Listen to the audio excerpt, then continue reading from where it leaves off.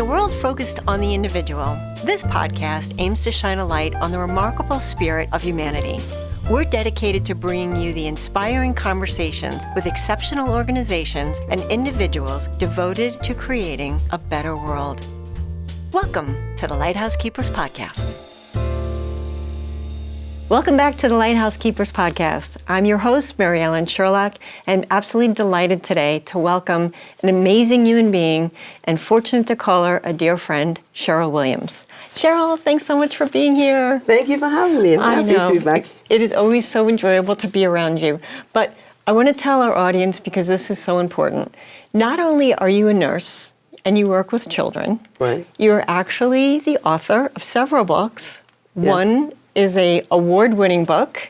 Just want to let everybody know. Yes. Cheryl's book, A Lesson a Day, actually won a Book Fest award, yes. and you were featured on Times Square. Like, life-changing. Really excited. Yes, very excited. It's amazing. So actually, two of my books are award-winning. My first book, a collection of poems, won a top female author with the author show. Oh my goodness. Yeah. So this is just another feature of Cheryl unfolding into the world. Yes. And we met because we both belong to Long Island Authors. And I think the thing that's most impressive to me is how you actually started and became an author, or a poet, should I say, yes. as a child. Can you tell us a little bit about it? Sure. So as a child, at the age of 11, my mom had a massive stroke, and my life changed. You know, I was bullied, and just the whole concept of not having my mom, get me up in the morning, get me ready for school, it was just a very depressing time for me. So I turned to music and poetry. I started writing and reciting poetry, and that got me going. So that was my start. And then that motivated me to become a nurse also. That motivated me to become a nurse. Right. So having to care for my mother, I had a next door neighbor who was an RN, and she taught me to take blood pressures, so I took care of my mother. But the poetry really was the driving force to keep me sane. Mm-hmm. And that was my motivation to write my first book, collection of poems. Right. I felt it's going to help somebody else if it helped me, my experience. And so now, just because I know in our author world how many poetry things that you sponsor, are involved in, coordinate, and it's flourishing. There are so many. I lost count. I'm a poet, I didn't know it. It's everybody wants to be in on this platform. Yes, I do a lot of events. I started my very first event with the North Babylon Library in 2019. And since then, I've been doing events every year, like at least 10 events. Yes. And it just keeps growing and growing. So with all my books, so I start some events, it's going to be featuring a collection of poems where, it's mostly adults readers. Like I just had a reading the other day. That was a reading for National Poetry Month, because April is National Poetry Month. So I did some reading from that book. And then there are events where I focus on the children's book, mostly A Lesson a Day, if it features mostly children. Yes.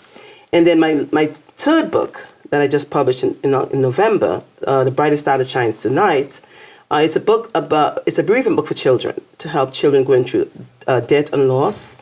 And so I usually do a lot of readings around November, because November is Child Grief Month. So that book, but I did donate copies of my book to Camp Good Mourning.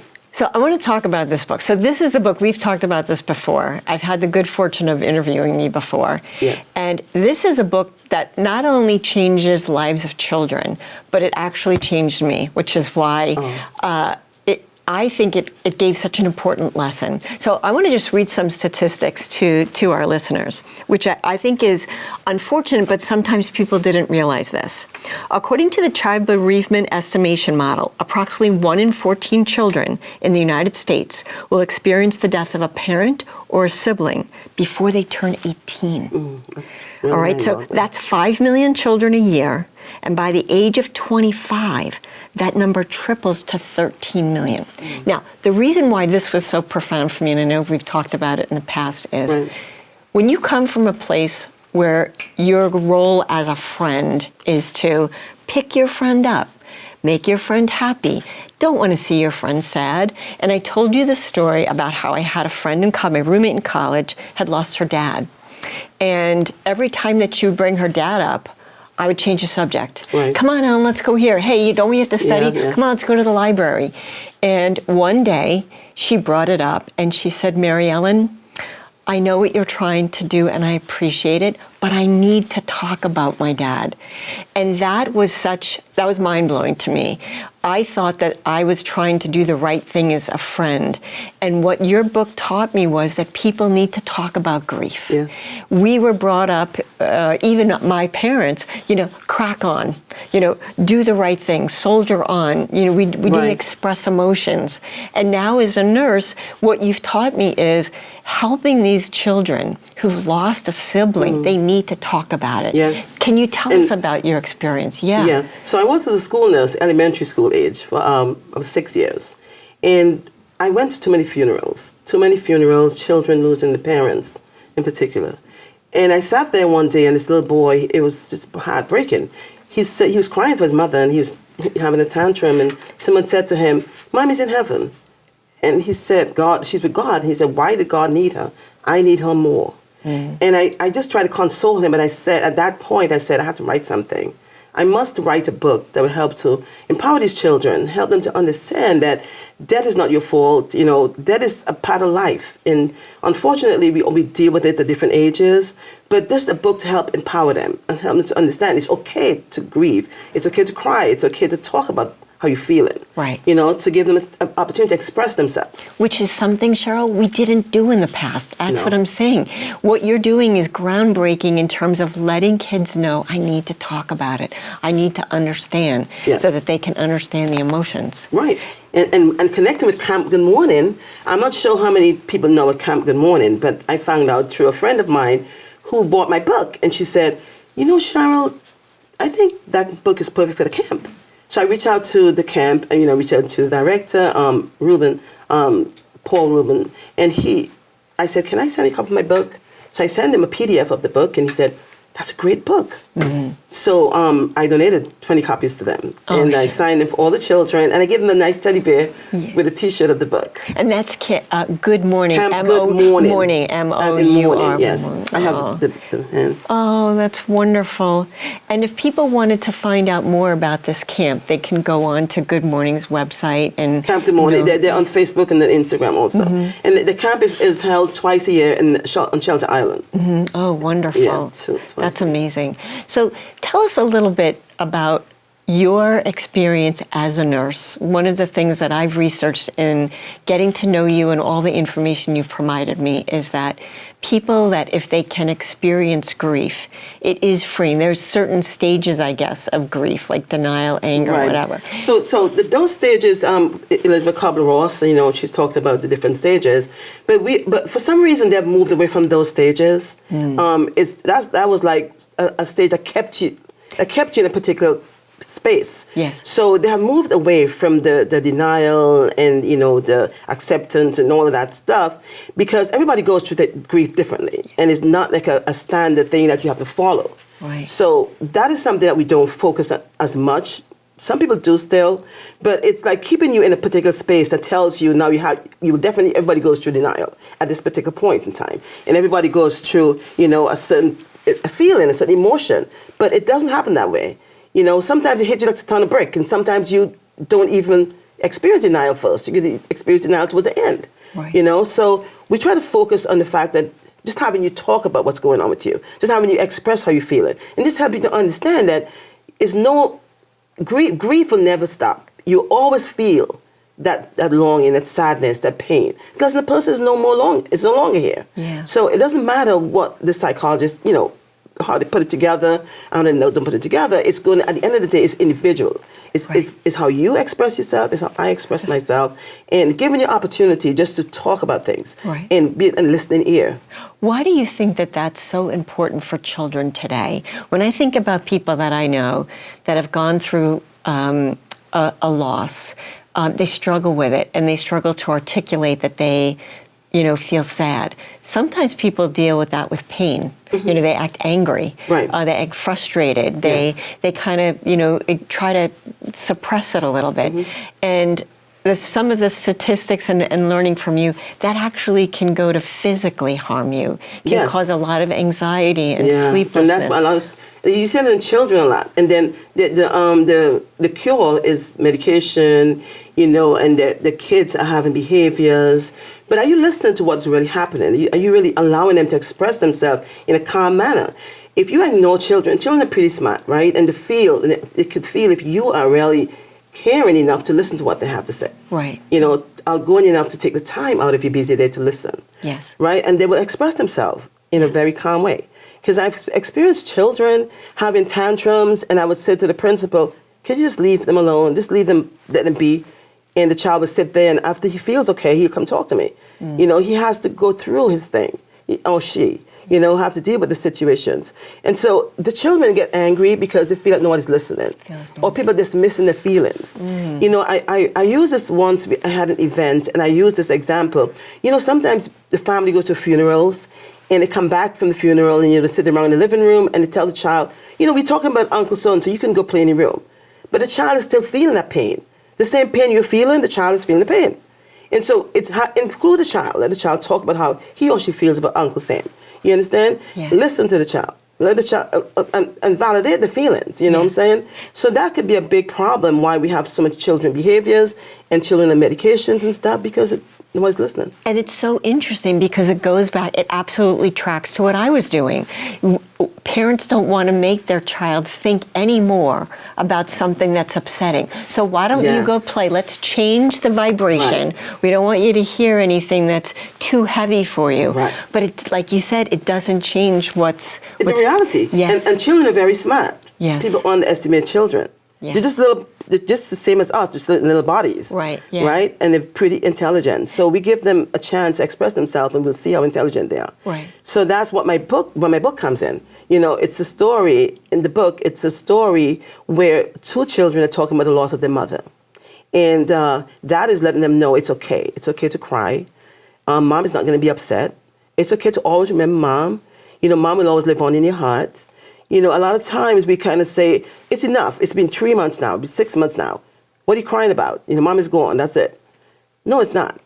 Because mom is not there. She's not coming back. Right. Right? And so allow the child to express themselves. It doesn't matter if it's a year, 2 years, whatever it is. And a lot of times kids, the grief is prolonged because it wasn't taken care of in the beginning. You didn't allow them to express themselves in the beginning. So to hold on to that. Right. We have to give them the opportunity to a safe space to talk and listen. Do you think that there's times that sometimes kids don't know how they feel, or they can't express? Right, they don't have the words to articulate how they feel, and that there's other mediums that they could use, whether poetry is a great example, art, or and they can relate. Like this book, if a child reads it, the child could ask. Like in the book, children are asking questions. They're evoking, and the book is helping to evoke the question. Where is mom? Why did she have to go away? All that stuff.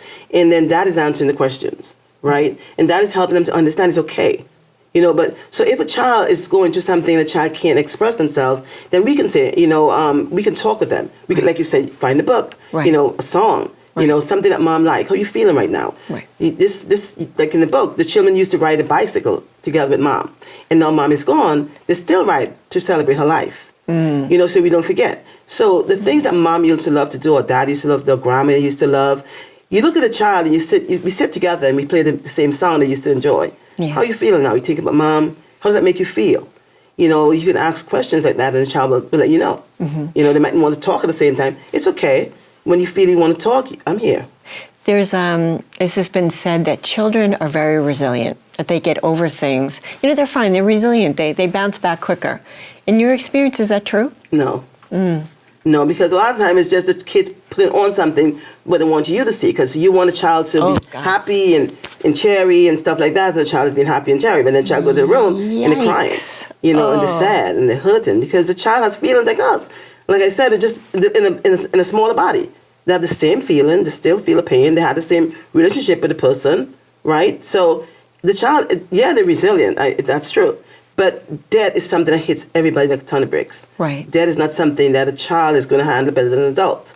Adults can barely handle death and grief. Right. Yeah. So we have to support the children a little bit more.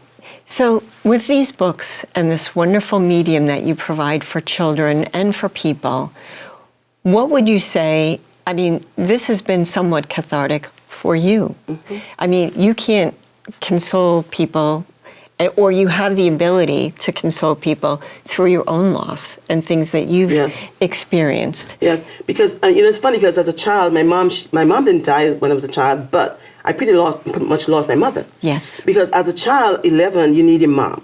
You need mommy to be there for you, prepare your dinners, walk you to school. My mom used to walk us to school and play hide and go seek while we were waiting for the bell to ring for school to start. Yes. And then all of a sudden, my mom wasn't there anymore.